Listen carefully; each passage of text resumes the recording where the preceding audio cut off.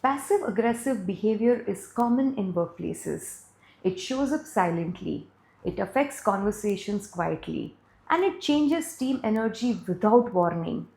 Understanding this behavior requires depth, patience, and emotional steadiness. A few years ago, I worked with a leader who constantly felt unsettled by a team member's behavior. The team member rarely spoke openly. He agreed in meetings but avoided taking actions later. He expressed his discomfort indirectly through small remarks, silence, or delays. The leader felt confused because nothing was direct, yet everything felt personal. During our coaching conversation, the leader shared one realization.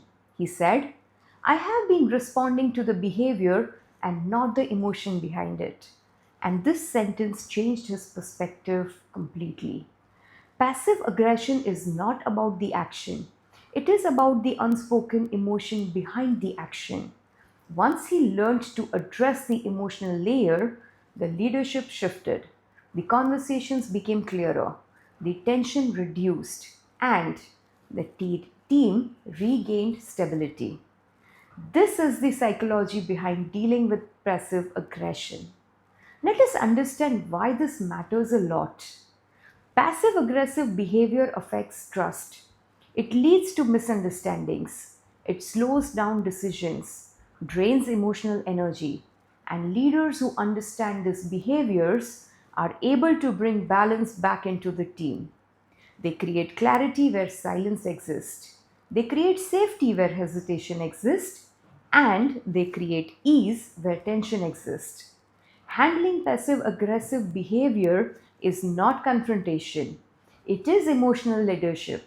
Let me share a few insights with you. 1. Passive aggression begins with unspoken emotions.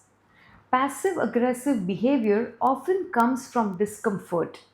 People may feel unheard, unsure, overwhelmed, or insecure. Because they cannot express these emotions directly, they express them indirectly. Understanding this root helps you approach the situation with clarity instead of frustration. 2. Direct anger is rare. Indirect emotion is common. Most people do not express anger openly. They express it through silence, withdrawal, small remarks, or hidden resistance. When you identify these signals early, you can prevent bigger conflicts later. Awareness is the first form of leadership. 3. Calm and steady communication reduces defensive energy. Passive aggressive behavior grows in tense environments. A leader with calm presence reduces emotional fear.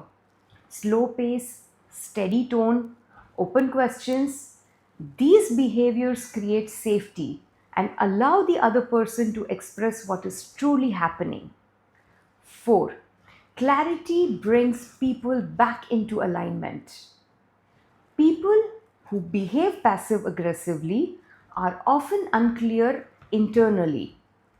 Your clarity comes their anchor. Simple sentences, clear expectations, gentle check ins, clarity reduces emotional confusion and strengthens trust. And here are four practical techniques to practice. 1. Gentle check in. Ask, is there anything on your mind that you want to talk about? This opens a safe environment and emotional doorway. 2. The behavior mirror. Describe what you observed without judgment. It brings awareness without pressure. 3. The slow pause approach. Speak slowly and pause often. This lowers emotional intensity and increases safety. 4. The clarity anchor. End the conversation with one clear expectation or the next step. Passive aggressive behavior loses its power when met with calm leadership. It becomes manageable when approached with emotional understanding.